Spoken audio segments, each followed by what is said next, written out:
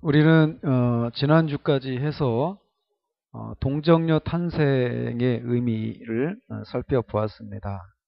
그래서 지난주에는 동정녀 탄생으로 예수님은 신성을 가지신 분이시다라는 것을 지난주에는 살펴보았습니다.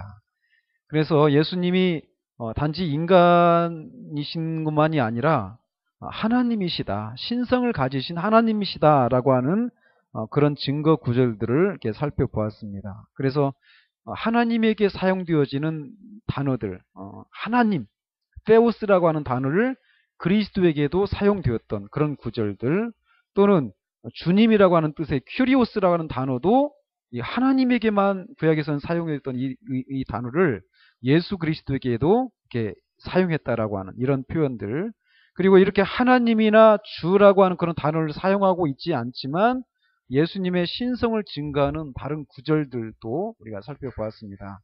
예를 들어 아브라함이 있기 전부터 내가 있었다, 이런 표현들, 계시록에 있는 것처럼 알파와 오메가, 또 처음과 끝이다라고 하는 이런 표현들, 또 하나님의 아들이라고 하는 이런 표현들을 통해서 예수님이 신성을 가지신 분이시다라는 것을 우리가 알 수 있었다라고 말씀을 드렸고요.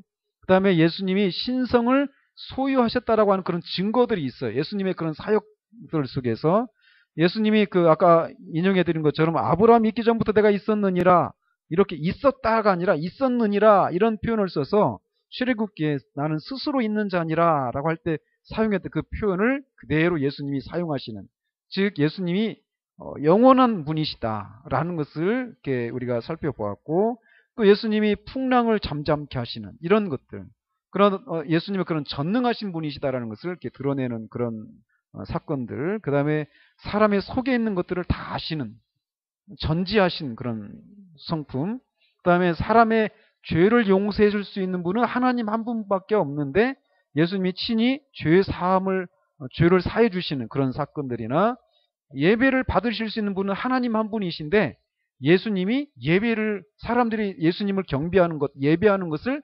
만류하시지 않는, 즉 당신 자신이 예배의 대상이시라는 것을 이렇게 드러내셨던 이런 모습들을 통해서 예수님이 신성을 소유하셨다라고 하는 그런 증거들을 우리가 볼 수 있다라고 말씀을 드렸어요. 자, 그래서 예수님은 그리스도의 위격 안에, 한 위격 안에 신성과 인성을 가지고 계시는 그런 독특한 신인이시다라고 말씀을 드렸어요. 그런데 이렇게 그리스도의 한 위격 안에 신성과 인성이 어떻게 있는 것인가, 이거를 해석하려고 하다가 잘못된 해석, 세 가지 그런 해석들이 있었다라고 말씀을 드렸죠.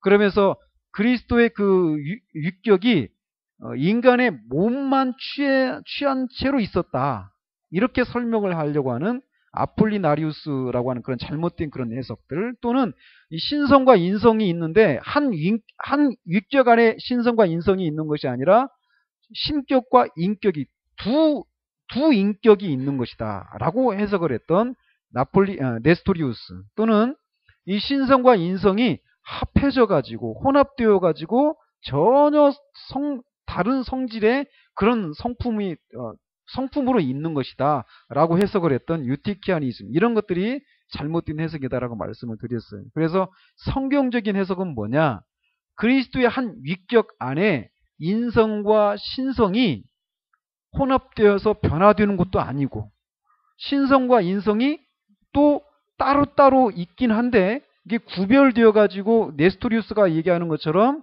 이 두 인격으로 있는 것은 아니다라고 말씀을 드렸어요. 그래서 한 인격 안에 신성과 인성이 있으신데 혼합되거나 변화되거나 분리되거나 구분되는 것이 없이 연합을 이루고 있다.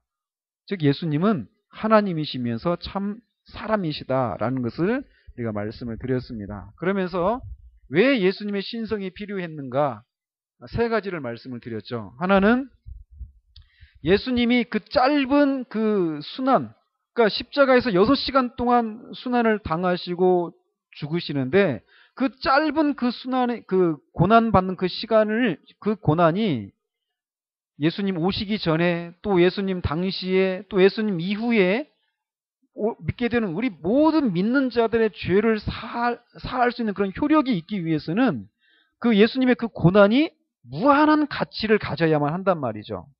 또 마찬가지로 예수님이 율법을 지키시고 그 율법을 지키신 결과 얻으신 영생을 우리들 예수님 믿는 자들에게 주신단 말이에요. 그런데 예수님이 율법을 지키며 살았던 삶은 그 짧은 인생밖에 안 된단 말이에요. 33년의 그 삶 동안에. 그런데 그 앞에 이후에 있는 수많은 사람들에게 그런 것이 효력이 있기 위해서는 예수님의 고난이나 예수님의 그 율법에 대한 순종, 이것이 무한한 가치를 가지기 위해서는 이 무한한 이 신성을 가지셔야만 했다라고 말씀을 드렸어요. 그리고 또 이 고난이 십자가에서 받는 그 고난은 그 예수님 믿어 구원받은 모든 사람들이 영원토록 지옥에서 받아야 될 그 죄에 대한 형벌을 받는 것이었단 말이에요. 그러니까 이게 육신으로는 인성을 가지고는 그 하나님의 그 영원하고 무한한 그 하나님의 진노를 받을 수가 없다란 말이죠. 그렇기 때문에 그 무한한 진노를 받을 수 있기 위해서는 신성이 필요했다라고 말씀을 드렸고, 또 예수님의 그 죽으심과 다시 사심, 율법에 대한 순종을 통해서 얻으신 그 구속의 모든 과실들, 이것들을 예수님 믿는 자들에게 실제로 적용하기 위해서는 예수님이 신성이 필요했다라고 말씀을 드렸어요. 만약에 예수님이 신성을 가지시지 못한 채로 그냥 그 십자가에서 고난을 받으시고 죽으신 걸로 끝냈다라면, 그래서 부활도 없고 또 승천하는 것도 없다라면, 또 다른 보혜사이신 성령께서 오셔서 예수님이 하신 이 구속을 우리에게 적용하는, 우리에게 나누어 주는 그 일을 하실 수가 없다라는 것이죠. 그래서 예수님이 하신 이 사역의 과실을 우리에게 적용하기 위해서는 예수님의 신성이 필요했다라고 말씀을 드렸습니다. 자, 그러면서 이제 오늘은 예수라고 하는 이름과 임마누엘이라고 하는 이름, 이 두 가지 이름이 나오잖아요. 그죠? 그래서 이 두 가지 이름의 이 의미들을 한번 살펴보도록 하겠습니다. 몇 주 전에 살펴본 대로 요셉은 마리아와 정혼을 했지만 아직 정식 결혼 예식, 혼인 예식을 치르고 자신의 집에 마리아를 데려오고 와서 동거하기 전에 마리아가 아이를 가졌다는 사실을 알고 두려움에 사로잡혀 있었어요. 그죠? 그런데 이 두려움의 이유 중 하나는, 만약 마리아가 음행을 한 결과로 임신을 한 것이라면 그런 마리아를 데려와서 산다라고 하는 것은 의로운 요셉이 그 불법에 같이 동참하는 것이 되고, 또 데려오지 않고 그냥 그 율법대로 마리아 정혼한 처녀가 음행을 하면은 받게 되는 그런 형벌에 마리아를 내어준다라면 마리아가 분명히 돌에 맞아 죽을 수도 있는 상황이란 말이죠. 그러니까 그런 상황에 있으면서 그런 상황에 휘말린 것이 이제 요셉에게는 두려움의 한 이유였고, 그렇게 만약에 또 그런 것이 아니라 음행의 결과로 마리아가 임신을 한 것이 아니라 마리아가 말해주는 것처럼 성령으로 잉태된 것이라면 마리아가 이제 하나님의 구속을 이루기 위한 그런 하나님의 계시의 그릇으로서 자신보다 훨씬 그런 높은 위치에 있는 그런 사람이란 말이죠. 마리아가. 그런 마리아와 자기가 정상적인 그런 부부 생활을 할 수 있을 것인가 라고 하는 것에서 오는 그런 두려움. 어쨌건 이것이든 저것이든 어쨌건 요셉에게는 그런 두려움이 있었죠. 그런데 그런 요셉을 천사가 부르죠. 다윗의 자손 요셉아. 그러면서 이제 꿈에 현몽하에서 이 일이 어떻게 되어진 일인지라고 이렇게 설명을 하면서 두려워하지 말 것을 얘기를 해주고 있습니다. 그러면서 마리아의 임신은 성령으로 잉태한 것이고, 또 이제 아들을 낳을 것인데 그 이름을 예수라고 하라라고 오늘 우리가 읽은 이 본문에서 얘기를 하고 있습니다. 당시 이 유대 사회에서는 아들을 낳으면 8일째 되는 날 할례를 행하고 그 아이의 아버지가 그 아이의 아이에게 이름을 부여해 줬다고 그래요. 그런데 지금 여기에 아이의 아버지 요셉이 그 예수님의 이름을 이렇게 부여해 주는 것이 아니라 이 예수의 이름을 친히 하나님께서 천사를 통해서 예수라고 하라고 얘기를 해주는 거죠. 즉 결국은 하나님이 이 예수라고 하는 이름을 붙여주는 거죠.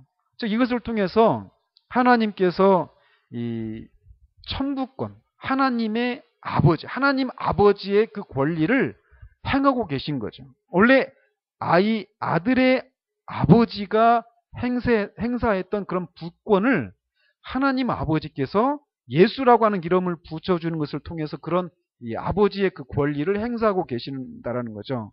그러면서 예수의 법적인 아버지 요셉을 그 예수님의 양 아버지로 임명하고 계시는 것입니다. 그러면서 이 아기의 이름을 예수라고 지어라, 붙여라 라고 이렇게 명령을 내리면서 그 까닭을 이 21절 후반에서 얘기를 하고 있죠. 이는 이렇게 되어 있죠. 이거는 왜냐하면 이런 뜻이에요. 이는 그가 자기 백성을 그들의 죄에서 구원할 자이심이라 이렇게 얘기하고 있어요. 즉 근데 여기서 원어를 보면은 자기 백성을 구원하실 분은 바로 그분이다 이렇게 되어 있어요. 여기는 그냥 이는 그가 자기 백성을 그들의 죄에서 구원할 자이심이라 이렇게만 되어 있는데 정확한 표현은 이는 그가 자기 백성을 구원하실 분은 바로 그분이다 이렇게 정관사를 써서 이렇게 얘기를 하고 있다라는 거죠. 왜 그러냐면 지금까지 지금 우리가 한 달 넘게 지금 이 본문을 살피고 있어서 지금 우리가 이게 굉장히 긴 그런 느낌이 있는데 지금 1장 1절에 보면은 아브라함과 다윗의 자손 예수 그리스도의 계보라 이렇게 해서 이렇게 시작을 하고 있어요. 즉 지금 이 마태는 지금까지 이 예수님이 아브라함과 다윗의 자손이자 그리스도로서 구약의 예언을 성취하러 오신 분으로 지금 소개하고 있단 말이에요. 지금 계속 이렇게 소개해 오고 있는데 이렇게 지금 자기가 소개해 오고 있었던 바로 그분 예수가 자기 백성을 구원할 분으로 오셨다라고 얘기하고 있다라는 거예요. 내가 지금 소개하고 있는 이 예수가 바로 자기 백성을 구원할 분으로 오신 분이시다. 이렇게 얘기하고 있다라는 거죠. 그러면서 여기서 예수라고 하라고 말을 하고 있는데 예수라고 하는 이 이름이 어떤 의미가 있는가라는 것을 살펴보도록 하겠습니다. 이 이름은 구약에 보면은 여호수아라고 하는 이름 아시죠? 여호수아. 그리고 이 여호수아의 짧은 형태가 뭐냐면 예수아예요. 예수아. 그러니까 이 히브리어로 여호수아나 예수아가 같은 말이란 말이에요. 같은 의미가 있는데 이거는 여호와는 구원이시다 이런 뜻이 있어요. 근데 이렇게 여호수아나 그것의 짧은 형태인 예수아를 헬라식으로 표현을 하면 예수가 되는 거예요. 그러니까 여호수아나 예수아나 똑같은 의미가 있는 거죠. 여호와는 구원이시다 또는 구세주이시다 이런 뜻이 담겨 있다는 것입니다. 그래서 이 구약에 보면은 여호수아라고 하는 이름이 탁월한 그런 두 사람이 나타납니다. 아까도 말씀드린 것처럼 한 사람은 누굽니까? 가나안 정복 시기에 이스라엘의 대장이었던 여호수아. 그죠?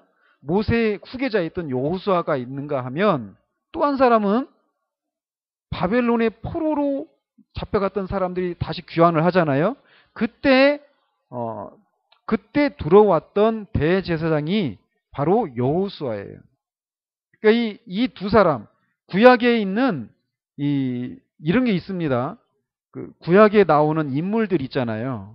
이 인물들은 많은 부분들이 예수님을 이렇게 예표하는 그런 성격을 띠기도 합니다. 그래서 이 여호수아나 가나안 정복 시대 때 이스라엘 대장이었던 여호수아나 이 포로 귀환 때의 대제사장인 여호수아나 이 두 사람은 다 예수님을 후에 오게 될 그리스도의 탁월한 전형이었단 말이에요. 그래서 그리스도는 우리의 여호수아로서 우리의 구원의 대장이다 이렇게 표현해도 무방한. 그러니까 그렇게 여호수아가 그거를 이렇게 우리를 구원해 줄 그런 구원의 대장으로서 예수님을 이렇게 예표하고 있는 그런 인물이었단 말이죠. 또 마찬가지로 예수님은 우리 신앙 고백의 대제사장이시다라고 말할 수 있다는 거죠. 어쨌건 이렇게 예수라고 하는 이 이름은 여호와는 구원이시다 또는 구세주이시다 이런 의미가 있습니다.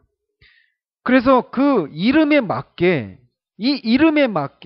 구원자라고 하는 이 이름에 맞게 그가 와서 할 일은 뭐냐? 자기 백성을 구원하기 위해서 오셨다라는 거예요. 그 이름에 맞게. 그러니까 어때요? 십자가에 달렸을 때 한편 강도가 네가 구원자라면 너 자신부터 구해라. 이렇게 막 비아냥대잖아요. 예수라고 하는 이름 자체가 구원자라고 하는 이런 의미가 있단 말이에요. 네 이름이 구원자인데 너 자신도 구원하지 못하는 구원자가 어디 있느냐? 이렇게 조롱하는 거죠. 그러니까 십자가 밑에 있는 사람들도 그 이름을 가지고 얘기를 막 조롱을 하는 거예요. 네가 구원자라면 다른 사람이 아니라 너 자신부터 구해라. 그래서 십자가에 내려와 봐라. 그러면 우리가 믿어줄게. 이렇게 얘기하는 거죠. 또 예수라고 하는 이름에는 그런 의미가 있단 말이에요. 구원자라고 하는 이런 의미가. 자, 그런데 그렇게 구원자인 예수가 와서 할 일은 뭐냐? 자기 백성을 구원하기 위해서 왔다라는 거예요. 근데 자기 백성은 누구냐면 유대인만 가리키는 것은 아니라는 것입니다. 유대인만을 가리키는 것이 아니라 원래는 유대인을 가리키는 말이었지만 유대인에게만 한정적으로 사용하고 있지는 않다라는 거예요. 여기서는. 그러면서 이 자기 백성은 누구냐면 예수 그리스도의 권위와 그 통치를 전인적으로 인정하는 유대인과 이방인으로 구성된 모든 메시아의 백성이에요. 결국 이 뭐가 되는 겁니까? 유대인과 이방인으로 구성되어 있는 사람들인데 그 사람들이 메시아 예수 그리스도의 그 주권과 그의 통치를 전인적으로 인정하는 사람들의 모임. 이거 어떤 곳입니까? 바로 교회를 가리키는 거예요. 그러니까 이거는 그냥 보이는 교회를 가리키는 건 아닙니다. 어쨌건 그 구원자 예수님이 오셔서 할 일은 자기 백성을 구원하기 위한 거라는 거예요.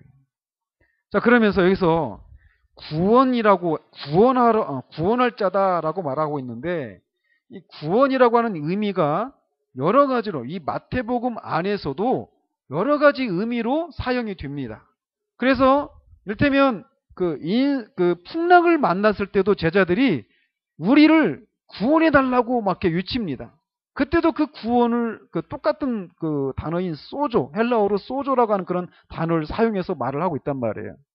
그러니까 이 구원이 죄로부터 구원이라고 하는 그런 의미만 있는 것이 아니라 인생의 각종 위기 또는 질병으로부터의 구원 또는 죽음으로부터의 구원 이런 식으로 구원이라고 하는 의미가 굉장히 다양하게 사용되고 있어요.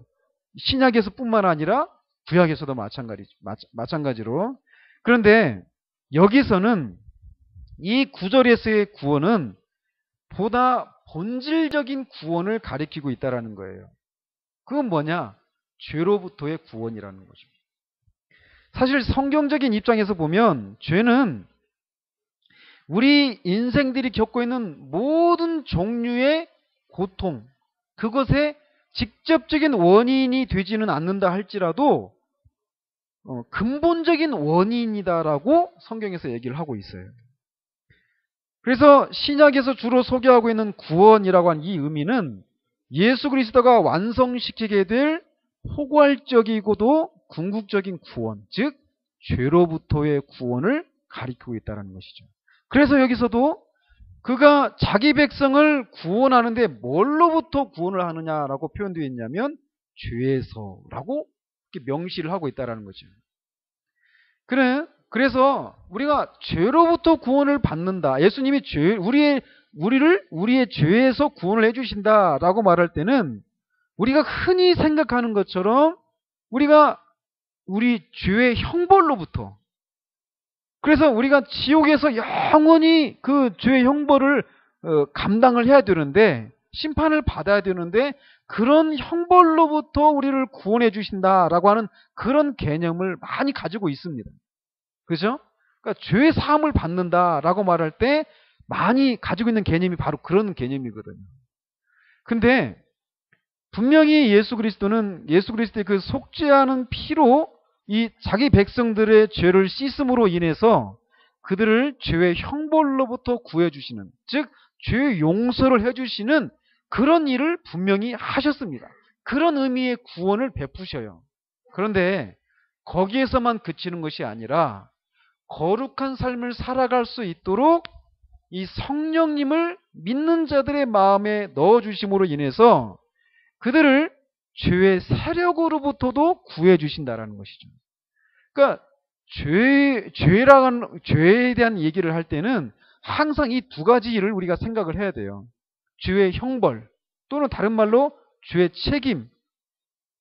똑같은 말입니다. 죄의 형벌, 죄의 책임, 또는 죄과, 이런 표현 다 똑같은 개념이에요. 죄과, 죄의 형벌, 죄에 대한 책임. 이런 여기로부터의 구원뿐만 아니라 죄의 세력 또는 죄의 오염, 이런 것으로부터도 구원해 주시는 분으로 오셨다라는 것이에요. 그래서 이렇게 이 그리스도의 피로 죄에서 깨끗함을 받게 하시고, 이게 뭡니까? 죄 사함이란 말이죠. 그 다음에 성령에 의해서 하늘나라에 합당한 자가 되도록 우리를 만드신단 말이에요. 이게 뭐죠? 이게 뭐죠?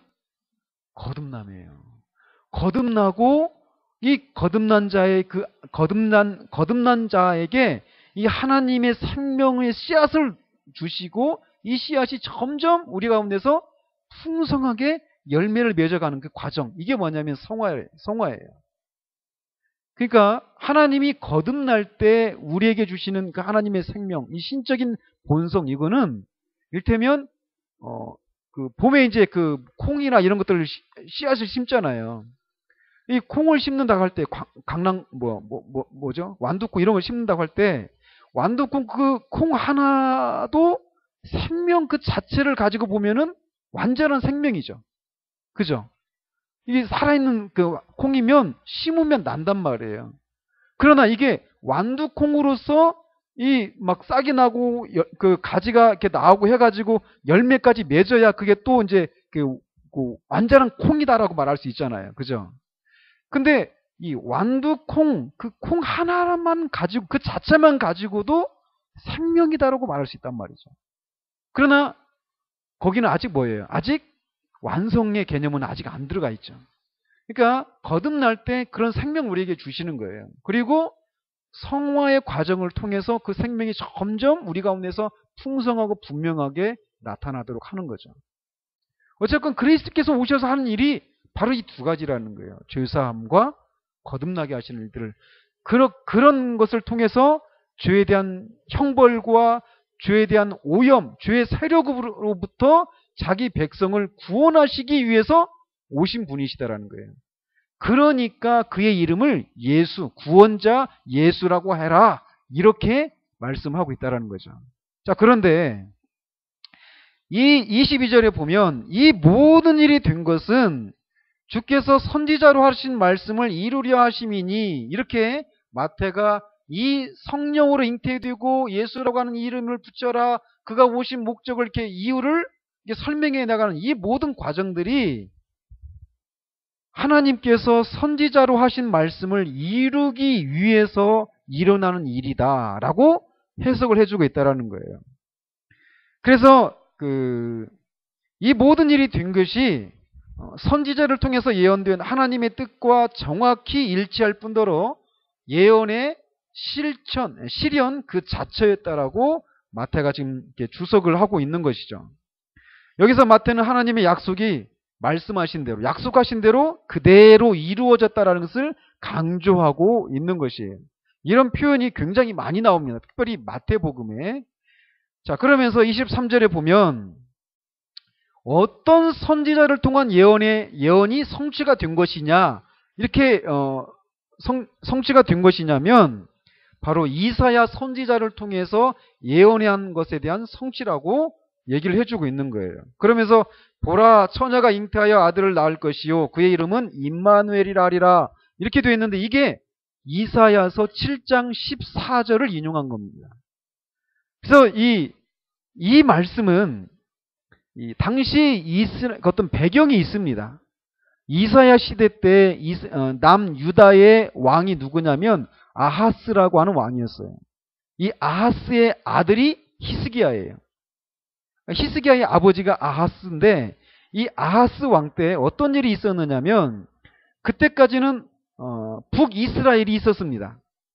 그러니까 북이스라엘의 왕이 베가였고 또 이스라엘의 그 북서쪽에 있는 나라가 아람이라고 하는 나라였어요.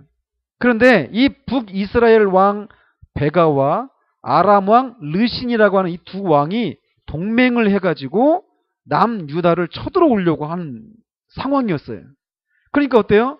그 두 나라의 동맹국을 무찌를 수 있는 그런 군사력이 안 되니까 이 아하스 왕이 어떤 방법을 꾀했느냐면 여호와 하나님을 의지하기보다는 그들 나라의 뒤에 있는 당시 막 떠오르고 있는 제국인 아수르라고 하는 나라의 힘을 빌어가지고 그 위기를 모면해 보려고 하는 그런 시도를 했단 말이죠. 그러니까 하나님께서 이사야 선지자를 보내가지고 그렇게 여호와 하나님만을 의지하지 않는 아하스 왕을 책망을 하는 거예요. 그러면서 하나님께서 이 상황을 분명히 해결해 주실 것이다. 도움을 베푸실 것이다. 그러면서 그것에 대한 징조를 보일 것이다. 라고 하면서 했던 얘기가 바로 이거예요.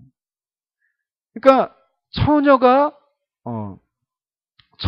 잉태해서 아들을 낳을 것인데 그 아들이 자라가지고 그 음식의 그 말을 하고 음식의 맛을 분별하기도 전에 북이스라엘과 아람을 하나님께서 황폐하게 하실 것이다. 이런 약속을 이사야 선지자를 통해서 하신 거예요. 그러니까 1차적으로는 그 상황에 맞는 그런 예언을 해 주신 거죠. 그런데 결국은 이거는 1차적으로는 그 역사적인 상황에만 국한된 예언이 아니라 결국은 이렇게 메시아의 이 그리스도의 그 탄생을 예언하고 있는 메시아적인 예언이다라고 해석을 하고 있는 거죠. 그래서 지금 이 마태가 이사야 선지자가 했던 이 예언, 그 당사자 아하스 왕 때만 국한되어진 일이 아니라 결국 이 일은 이렇게 예수 그리스도를 가리키는 예언이었고 그것에 대한 성취로 그리스도가 동정녀에게서 나신 것이다라고 얘기를 하고 있는 거예요. 그래서 이게 여기 그 23절에 있는 이 말씀과 아까 말씀드린 것처럼 이사야서 7장 14절을 어떻게 연관을 시키는가 문제가 생기지 않겠어요? 어떤 어려움이 있잖아요. 아까 말씀드린 것처럼 어떤 그 역사적인 배경이 있단 말이에요. 아하스 왕 때 있었던 그 역사적인 그 사실과 그 예언이 그때만 국한된 것이 아니라 마태가 얘기하는 것처럼 이거는 결국 그리스도의 탄생을 예언하는 것이었다라고 이렇게 마태가 인용을 하고 있는데 그거를 어떻게 접목을 시킬 수 있는 것인가? 이런 데에서 많은 어려움들이 있습니다. 그래서 여러 가지 종류의 그런 해석들을 하는데 그 중에 가장 타당성 있는 해석은 이 임마누엘이라고 하는 이름으로 일컬는 그 아이의 탄생은 결국 미래의 확증이다라는 거죠. 미래에 일어날 일들을 말해주는 그런 예언이다라고 하는 그런 해석을 가장 타당한 해석으로 받아들이고 있다라는 거예요. 그래서 이사야서 7장 14절 7장은 그 9장까지 7장, 8장, 9장까지 다 연결되어 있는 그런 본문입니다. 그래서 이 7장 14절 즉 예언된 임마누엘은 이사야서 8장 8절에 있는 것처럼 결국 유다 땅을 소유하게 될 것이고 또 8장 10절에 있는 것처럼 그의 모든 원수들의 계획을 좌절시킬 것이고 또 9장 2절에 있는 것처럼 사망의 그늘진 땅에 거하는 자들에게 빛이 되시기 위해서 9장 1절에 있는 것처럼 이방의 갈릴리에 나타날 것이다. 이게 다 누구에게 해당되는 거예요, 실제로? 예수님에게 다 해당되는 것이에요. 예수님에게 실제로 이런 일들이 다 일어난 거예요. 그러면서 이 임마누엘은 한 아기요 한 아들이며 그 이름은 기묘자요 모사요 전능하신 하나님이요 영존하신 아버지요 평강의 왕으로서 9장 7절에 있는 것처럼 다윗의 위에 앉아서 나라를 굳게 세우고 영원토록 공평과 정의로 왕국을 보존하실 것이다. 이렇게 이사야가 7장부터 9장까지 예언을 했는데 그 일에 대한 성취로 예수 그리스도가 그렇게 동정녀에게서 탄생한 것이다라고 마태가 그걸 연결을 시키고 있는 거예요. 그러면서 이게 마태는 21절에서 이미 이렇게 밝힌 것처럼 예수라고 하는 이름에 포함된 약속된 구원의 실현이라고 하는 이 주제와 임마누엘이라고 하는 이름에 포함된 하나님의 임재라고 하는 이 두 주제를 서로 이렇게 결부시키고 있다는 거죠.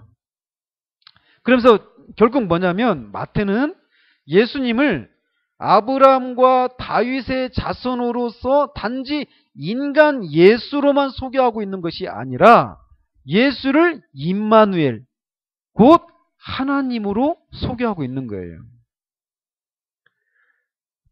요한복음 1장에 있는 것처럼 말씀이 육신이 되어 우리 가운데 거하심에 라고 요한이 얘기하는 그 육신이 되신 그 말씀이 바로 하나님, 영원 태초부터 같이 함께 하셨던 그 말씀, 하나님이시다라고 요한이 얘기하고 있는 것처럼 마태도 똑같이 예수님은 인간이시면서 동시에 하나님이시다라고 얘기를 하고 있는 거예요. 따라서 예수님을 임마누엘이다, 우리와 함께 하시는 하나님이다, 예수님을 그렇게 부를 수 있는 사람들은 어떤 사람들이겠습니까? 이 예수님의 그 사역을 이해하고 받아들이는 사람들만 예수님을 임마누엘, 우리와 함께 하시는 하나님 이렇게 부를 수 있겠죠. 이거를 받아들이거나 이해하지 못한 사람들은 예수님을 단지 마리아와 요셉의 아들, 목수, 인간 예수로만 알게 된다는 거죠. 그런데 지금 마태는 그렇게 예수님을 소개하고 있지 않다라는 거예요. 예수님은 인간이시면서 동시에 하나님이시다라고 이 두 이름을 통해서 우리에게, 이 독자들에게 또 우리에게 소개해주고 있는 거예요. 그러면서 이 임마누엘이다, 하나님이 우리와 함께 하신다라고 하는 이런 의미를 이제 이 복음서 말미에 맨 마지막에 보면 28장 20절에 이르잖아요. 볼지어다 내가 세상 끝날까지 너희와 항상 함께 있을 것이다. 이렇게 주님이 말씀하시잖아요. 주님이 지금 너희와 항상 함께 하실 것이다. 그 함께 하시는 예수님이 누구시라고요? 하나님이시라는 거예요. 하나님인 내가 너희와 항상 함께 있을 것이다 라고 하면서 이 복음서를 마무리하고 있어요. 그러니까 복음서 앞에서 임마누엘, 이 예수는 우리와 함께 하시는 하나님이신데 이 예수님이 승천을 하셨지만 우리를 떠나신 것이 아니라 우리와 항상 함께 하실 것이다라고 말씀하신 그런 분이시다라고 지금 얘기를 하고 있는 거예요. 그러니까 앞에 부분에 그리고 맨 마지막 부분에 이거를 같이 연결을 시키고 있는 거죠. 자, 그러면서 인간 예수는 당신의 백성들과 함께 계시면서 그들을 구원해 주시는 하나님이시다라고 지금 마태가 소개하고 있는 거예요. 그러면서 이제 그런 얘기를 꿈을 통해서 천사가 얘기를 해주니까 요셉이 즉각적으로 순종을 하죠. 두려움을 가지고 있었던 그가 두려움이 사라지고 자신을 이렇게 영광스러운 하나님의 구속에 동참하게 하시는 이런 은혜에 감격해서 즉각적으로 마리아를 데려옵니다. 아직까지는 자기 집에 데려오지 않았는데 이제 마리아를 자기 집에 데려와서 정식으로 혼인 예식을 치르고 이제 함께 살기 시작했다라고 24절에서 얘기하는데 이 아들을 낳기까지는 동침하지 않았다. 즉 아들을 낳기 전까지는 부부관계를 갖지 않았다라는 거예요. 그러나 이 말 속에는 이제 예수님이 나신 후에는 정상적인 부부관계를 맺었다라고 우리가 유추할 수 있죠. 그리고 실제적으로 예수님에게 남동생들과 누이들이 있었단 말이에요. 그죠? 근데 이 가톨릭에서는 마리아가 예수님을 낳고도 계속 처녀의 상태로 있었다라고 얘기를 한단 말이에요. 그건 잘못된 그런 교리라는 거죠. 어쨌건 요셉은 예수님이 나기 전까지는 이제 정상적인 그런 부부 관계를 맺지 않고 아기가 태어난 후에 천사를 통해서 이렇게 명을 받은 것처럼 예수라고 하는 그런 이름을 지어 주어서 예수님을 정식으로 입양하고 다윗의 계보에 오르게 한단 말이죠. 자, 그러면서 자, 이게 이제 우리가 오늘 살펴본 내용입니다. 그런데 이제 문제는 뭐냐? 마태는 이렇게 예수님은 그러니까 아브라함과 다윗의 자손이다. 다윗의 자손이 분명하다. 우리가 족보를 쭉 살펴봤잖아요. 분명히 아무런 하자가 없다라는 거예요. 다윗의 자손이 분명하다라는 거죠. 그런데 이 예수가 인간만이 아니라는 거예요. 이 예수는 인간이면서 또 동시에 우리와 함께 하시는 하나님이시다라고 얘기를 하고 있어요. 근데 이렇게 이 예수님이 오신 이 목적이 뭐냐면 자기 백성을 죄에서 건지시기 위해서, 구원하기 위해서 온 분이시라는 거예요. 그런데 마태는 이렇게 예수님을 이렇게 소개하고 있는데 당시 유대인들은 예수님을 어떻게 생각하고 있었느냐면 이 당시 유대인들도 메시아를, 그리스도를 기다리고 있었단 말이에요. 그런데 그들이 기대했던 메시아는 민족적이고 정치적인 메시아를 생각했단 말이에요. 그래서 유대민족, 아브라함의 자손인 유대인들 자신을 로마의 식민 지배로부터 정치적인 해방을 위해서 오실 분으로 기다려왔었다라는 거죠. 그러니까 죄에서 건지시기 위한 거고 자기 백성도 유대인만을 가리키는 것이 아니라 이방인도 포함되어 있는데 유대인들은 자기들만, 그리고 또 죄에서 구원하는 것이 아니라 정치적인 해방을 생각하면서 메시아를 기다려왔단 말이에요. 그뿐만 아니라 이 메시아를 통해서 하나님이 주시는 구원을 받기를 원했어요. 이들도. 근데 그 구원이 죄가 아니라 정치적인 해방, 인간의 어떤 그런 여러 가지 고통으로부터의 해방, 이것을 그들이 기대했단 말이죠. 근데 어쨌건 메시아를 통해서 하나님이 주시는 구원을 받기를 원했지만 그 메시아는 방편일 뿐이지 실제 구주는 메시아가 아니라 하나님이라는 거예요. 무슨 차이인지 아시겠어요? 다시 말씀드릴게요. 이들이 메시아를 통한 하나님의 구원을 받기를 원했어요. 그런데 그 메시아는 하나님이 자신을 구원하기 위한 방편, 어떤 들어 쓰시는 수단에 불과하지 메시아 그 자체가, 메시아가 구주는 아니라는 거예요. 무슨 차이인지 아시겠죠? 근데 지금 마태는 뭐라고 해요? 예수님이 구주시라는 거예요. 예수님 당신 자신이 구주시라는 거예요. 하나님으로서. 그러니까 지금 이 당시 유대인들이 갖고 있었던 메시아, 이 정치적이고 민족적인 메시아, 이것도 잘못된 생각일 뿐만 아니라 메시아는 구주가 아니라 그냥 그 하나님의 구원을 위해서 들어 쓰시는 방편, 수단에 불과한 그런 존재라고 하는 이런 생각도 그런 잘못된 생각이었다라는 것이죠. 그러니까 이 마태의 이 소개는 당시 유대인들이 갖고 있었던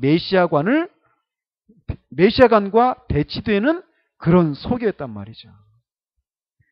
그렇기 때문에 이 당시 이 사람들은 이렇게 예수님은 하나님께서 민족을 구제하시기 위해서 쓰는 거룩한 그릇이고 사자일 뿐이지 이 예수님 자신이 구주로서 임한 것은 아니라는 것이에요.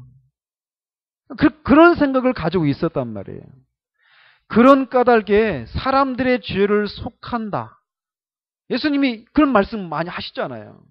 속죄 또는 이 대속, 다른 사람의 죄를 위해서 당신이 대속제물로 죽기 위해서 오셨다라고 하는 이런 대속에 대한 이런 개념들을 이 사람들은 이해를 할 수가 없었던 거예요. 더더군다나 그 방식이 십자가에서 달려 죽는다. 더더군다나 이해할 수가 없었던 거죠. 그러니까 그들은 항상 구주는 여호와 하나님 한 분뿐이라는 거예요. 그리고 속죄라는 것은 사람이 죄를 회개하고 선행을 하면 거기에 합당한 열매를 맺어서 죄를 속함받는다고 생각을 했지, 다른 사람의 이 대속의 희생을 통해서 자신의 죄를 용서받는다, 이런 생각을 가질 수가 없었던 거예요. 그러니까 결국은 그렇기 때문에 이들이 끊임없이 예수님을 많은 사람들이 따랐어요. 근데 따랐을 때 그 따르는 동기가 뭐냐면, 언제나 예수님이 이 로마의 식민지로부터 우리들 자기 민족을 해방시킬 것인가, 그리고 그들의 배고픔의 문제를 해결할 수 있는 그런 분. 그래서 요한복음 6장에 보면 오병이어의 기적을 베푸신 후에 이 사람들이 예수님을 임금으로 삼으려고 하죠. 그러니까 자신의 그 배고픔의 문제를 해결해 줄 수 있는 그런 분, 또는 각종 질병과 곤고함 또는 귀신을 쫓아내는 문제, 심지어는 어떤 사람은 예수님께 와가지고 내 형이 유산을 너무나 많이 차지했는데 그것 좀 나한테 좀 이렇게 돌아오게 해달라고, 유산 분배를 해결해 줄 수 있는 그런 분, 이런 분 정도로 예수님을 생각했던 거예요. 그렇게 했다가 그들이 생각한 메시아가 아니라는 것을 알고는 결국 십자가에 죽이기까지 한 것이죠. 그러니까 이런 생각을 가지고 있는 유대인들에게 마태는 예수님은 유대인이 생각하는 방식의 메시아, 즉 정치적이고 민족적인 메시아가 아니다. 메시아의 권위를 인정하고 그의 통치를 받아들이는 모든 유대인과 이방인을 그들의 육체의 위기나 질병, 죽음으로부터 구원하기 위해서 오신 것이 아니라 이 모든 고통의 근본적인 원인인 죄로부터 구원을 해주기 위해서 오신 구원자 그 자신이라는 거예요. 하나님 자신임을 마태는 지금 강조하고 있는 거예요. 이런 식으로 예수님 당시에 유대인들이 예수님에 대해서, 메시아에 대해서 잘못된 생각을 가지고 있는 것처럼 오늘날 교회 안에도 그런 사람들이 많다라는 거예요. 그래서 교회에 오는 목적이 뭐냐면 자기가 좀 더 행복해지는 거, 또는 자기의 불행이 조금 덜해지는 것, 이것을 위해서 교회로 오는 사람들이 너무나 많다라는 거예요. 그래서 그들이 생각하는 구원은 뭐냐? 가난한 사람들에게 있어서 구원은 부자가 되는 거예요. 병든 사람에게 있어서 구원은 뭐냐? 병이 낫는 거예요. 자식이 속을 썩이우는 사람들에게 있어서 구원은 뭐냐? 그 자식이 속을 썩이지 않는 아이로 변하는 거예요. 그런 식으로 구원의 개념을 온통 성경에서 말하고 있는 그런 모든 고통의 근본적인 원인인 죄로부터 건짐을 받는 것을 구원이라고 생각을 하지 않는 그런 사람들이 교회 안에 너무나 많다라는 거예요. 그래서 그렇게 자신이 이 세상에서 겪고 있는 이런저런 불행한 상황으로부터 벗어나서 어떤 행복을 얻을 요량으로 교회 안에 들어오는 사람들이 너무나 많다라는 거예요. 그래서 마치 그들에게 있어서 하나님은 산타클로스 같아요. 마치 그래서 오늘날 기독교는 자판기 신앙 같은, 자판기 아시죠? 자판기에다가 동전이나 지폐를 넣으면 어때요? 그 가격에 맞는 돈을 넣으면, 그리고 레버를 딱 누르면 원하는 제품이 나오잖아요. 그죠? 그런 것처럼 종교적인 열심과 순종이라고 하는 동전이나 지폐를 집어넣으면 행복이라고 하는 물건을 얻을 수 있는, 그게 바로 기독교다라고 생각하는 사람들이 교회 안에 너무나 많다라는 거예요. 그리고 그게 기독교의 전부이고, 예수님은 그런 복을 누릴 수 있는 자격을 부여하기 위해서 오신 분쯤으로 생각하는 사람들로 교회가 넘쳐나고 있다는 거예요. 뿐만 아니라 이런 사람들이 너무나 많은데, 교회도 그런 생각을 가지고 있다는 거예요. 그런 메시지를 전하고 있다는 것이죠. 그래서 교회에 올 때 어떤 동기로 왔든지 온 다음 일단 와서 차차 교회 생활 교회를 이렇게 지내다가 보면은 기독교인이 됩니다. 라고 하면서 사람들을 끌어들이는 데 혈안이 되어 있는 이것이 오늘날 우리 시대의 교회의 모습이라는 거예요. 그러나 이렇게 잘못된 동기를 가지고 온 사람들은 분명히 그런 잘못된 동기에 대해서 대오각성을 하고 회개하고 바른 그런 기초 위에서 기독교 신앙을 출발을 해야 된다는 거예요. 이런 태도가 없이 그저 그냥 어물쩍 기독교인이 되어가지고는 교회 안에 이렇게 머물러 있는, 그래서 그런 상태로 있으면은 그래도 어쨌건 손해보는 일 없고 뭔가 어떤 유익을 얻을 거니까. 정치 계절이잖아요. 정치 철이 되면 막 정치들이 막 여기는 작으니까 안 오겠죠. 교회 안에는 막 온단 말이에요. 그 유명한 그런 교회들 안에 수많은 그런 정치인들이 있어요. 오늘날에도. 정치인들만 그런 목적으로 갈까요? 장사하는 사람들도 그런 목적으로 간단 말이에요. 사람들 많이 꼬이니까. 그럼 거기서 뭔가 얻을 게 있다라고 하는 이런 생각을 가지고 교회 안에 들어오는 사람들이 많단 말이에요. 그리고 교회는 그렇게 들어오는 사람들을 그냥 일단 막 받아준단 말이죠. 그리해서는 안 된다는 거죠. 그렇게 행복 추구라고 하는 것이 마치 기독교적인 성격인 것처럼 용납을 해서 교회를 경영을 하니까 예수님께서 원하시는 세상에서 구별된 하나님 나라로서의 자태를 드러내는 그런 교회가 안 되는 거예요.